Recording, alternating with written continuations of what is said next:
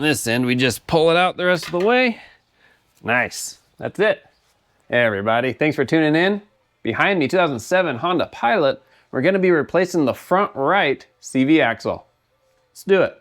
First thing we wanna do is jack the vehicle up, put it on jack stands. We'll pull our tire off. Next, we wanna take off our spindle nut. The nut metal is bent to lock it in place. We wanna unbend it, therefore unlocking it so we can remove it. Using some kind of wedge like a chisel or a punch, sometimes a flat screwdriver is enough. Just gonna knock that out. There we go. It's pretty thin metal, so it bends nice and easy.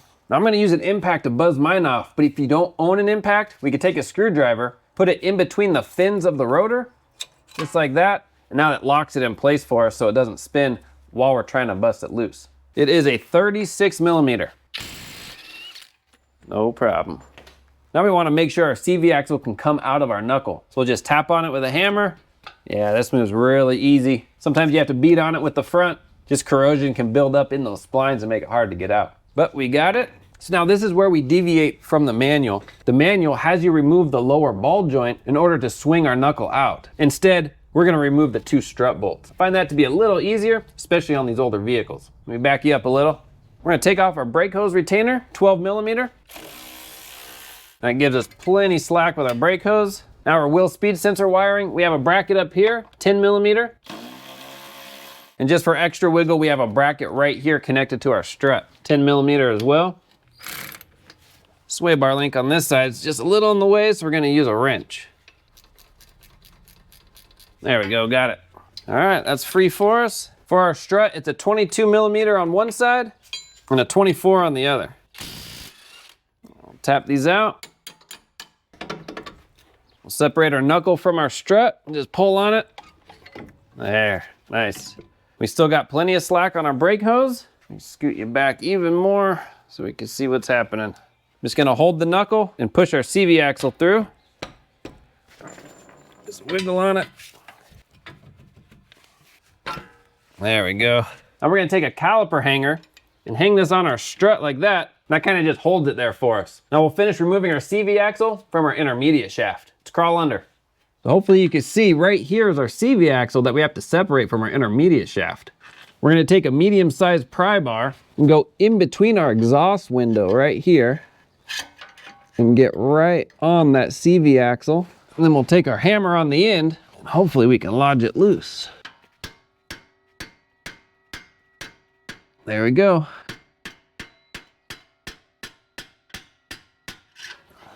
Nice. Let's finish taking it out. On this end, we just pull it out the rest of the way. Nice. That's it. Now on the new one, before installation, we're gonna put a little anti-seize or grease on these splines. We don't want it to seize on that side, or next time it'll be extra hard getting it out. Just rub it around. Now let's install it. I'm just gonna drop it in. Line up those splines. Nice. And we're just gonna tap it on this end just a little to overcome that circlip.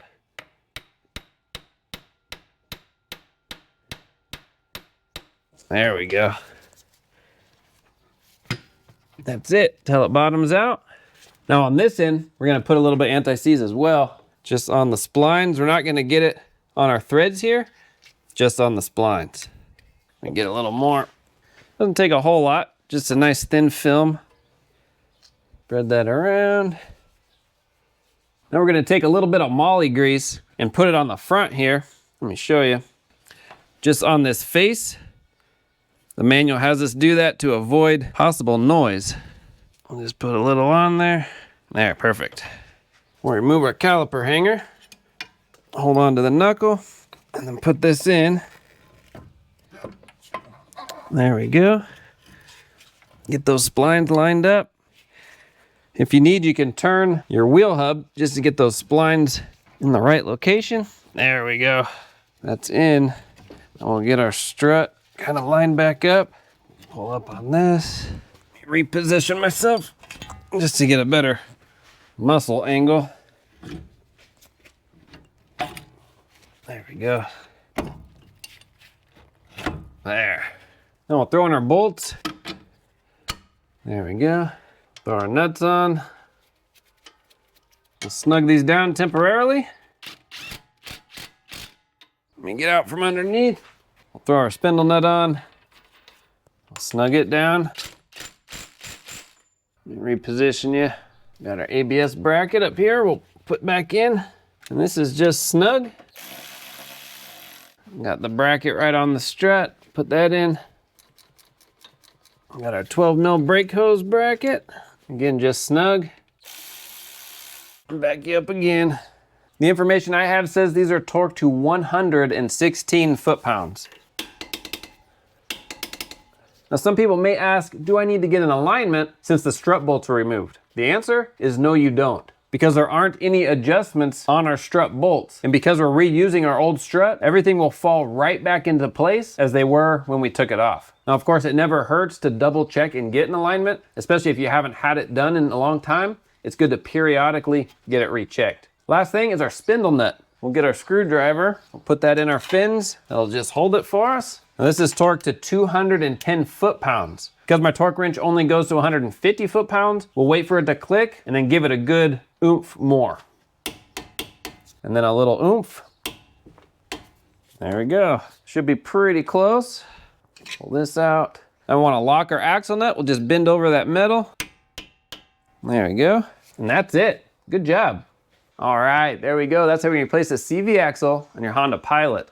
All in all, not too bad. The hardest part will just be separating that inner joint from your intermediate shaft. Having a medium-sized pry bar is really helpful because it has that curved end. You can get it in just the right spot with a hammer, tap it out, and you're golden. The other thing we want to keep in mind is just how much tension we have on that brake hose. They can handle a little tension, but we don't want to overstress it. So having some baling wire, or we use a caliper hanging tool. Once the CV axle is out, we just want to hang that up so we don't accidentally pull a little too hard on that brake hose. Other than that, the last thing we want to do is just take it for a good test drive. Hit some parking lots, turn it real sharp to one side, real sharp to the other side. Make sure there aren't any new noises or new vibrations.